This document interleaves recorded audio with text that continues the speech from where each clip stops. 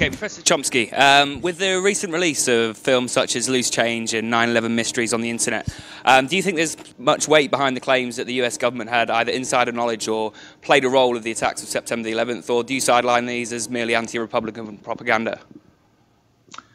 Well, there are two different versions of that theory. One is that the government had some information about 9/11, an impending attack, and didn't do much to try to stop it, or maybe anything. That's one idea.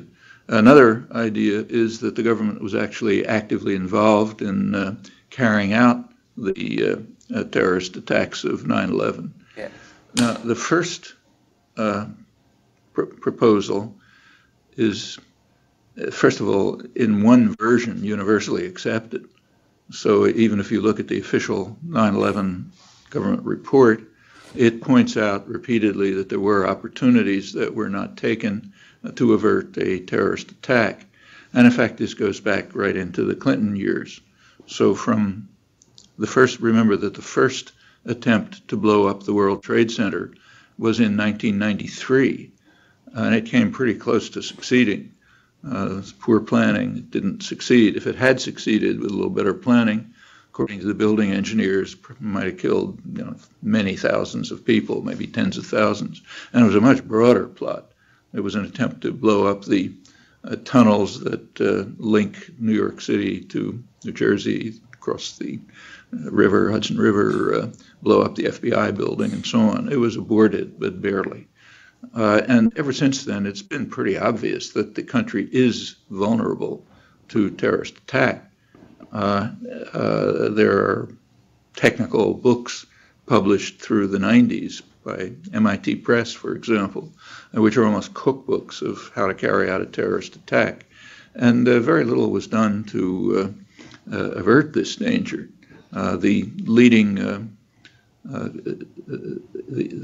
official in the CIA who was responsible for tracking Osama bin Laden wrote several books anonymously, but finally identified himself. He's Michael Scheuer, has been very bitter, writes very bitterly about the failure of the Clinton and particularly the Bush administration to take steps that could avert a terrorist attack. And incidentally, we know very well that Bush and Blair and their colleagues just don't care very much about terrorist attacks. We know this from what they've been doing in the last few years. They are consciously acting in ways which increase the threat of terror significantly. So the invasion of Iraq, for example, was taken with the anticipation that it would probably increase terror and nuclear proliferation. We know that from the reports of, actually it was known at the time, but there's more now, from released reports of intelligence agencies, from strategic analysts and others, and the dynamics are pretty clear. Well, it did so. According to the latest study that just came out from two terrorism specialists, Peter Bergen, Paul Cruikshank in the United States, using mostly government data, the Iraq effect, as they call it, the effect of the Iraq war on terror, was to increase it by 7-fold. It's quite an increase, and focused on countries and places involved in the war. London is familiar with this, despite attempts by Blair to deny the obvious. So there, and that continues. I mean, if there are now threats to serious threats to attack Iran. Well, the Iran effect is likely to be far greater than the Iraq effect. And we can give many other examples. It's not that governments want terror, it's not a high priority. Protecting their own citizens from terror is simply not a high priority. So it's not all that surprising that from 1993 up till September 11th, 2001, there were very limited precautions taken to avert a threat of terror that was anticipated by intelligence agencies and so on. So that version of the theory is, in a sense, not controversial. And it's the issue is much deeper than these theories indicate, goes right on till today. As for the other aspect, that the government actually was involved in planning and implementing the attacks, I think that's lacks credibility. For one thing, they would have had to been almost insane to try anything like that. The chances of, you just consider a range of conspirators that would have to be involved. The airline companies, plenty of people in the federal government, and so on. The chances of a leak would be substantial. And the effect of a leak would be simply to line them up before firing squads and terminate the Republican Party forever. Furthermore, it's a very chancy operation. You wouldn't know if it's going to succeed. And if they were planning it, the planning would have had to been kind of half crazy. If the goal was to lay the basis for an invasion of Iraq, why not implicate Iraqis?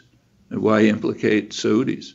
Therefore, endangering the closest U.S. relation with any country in the region, Saudi Arabia, which is where the oil is, the oldest, most valued ally. I mean, that would have been semi-insane planning. There is evidence proposed, but can't review it here, but I'd suggest you take a careful look at it. The evidence roughly is in two categories. Some of it is physical evidence, arguments that the buildings couldn't have fallen if they were hit by an airplane and so on. Well, technical arguments have to be evaluated in their merits. And you can't get the specialist knowledge required for evaluating them by spending an hour on the internet. That's why they have civil and mechanical engineering programs at places like MIT and others. It takes some serious knowledge and understanding. And when proposals are made about an alleged discovery of concerning physical evidence, there's a standard way to proceed. Submit an article on it to a recognized scientific journal, scientific and engineering journal. Then others can evaluate it. As far as I'm aware, there hasn't been a single submission, except to a real journal, that is. The rest of the evidence is kind of circumstantial, odd coincidences, why didn't this happen, and so on and so forth.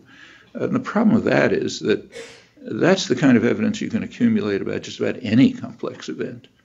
I mean, by that kind of evidence, you could probably prove that the White House was bombed yesterday. In fact, that's why scientists do experiments instead of taking videotapes of the world. The videotapes of the world are just too complicated. There are too many things happening. And you can't learn anything much from them. Even in controlled experiments, you do find odd coincidences, unexplained phenomena, and so on. You want to get a sense of that. Take a look at the Letters journal, the Letters articles, the letters in any reputable scientific journal, and you find critical discussion of controlled scientific experiments that were reported in earlier issues, which sometimes turn out to be wrong.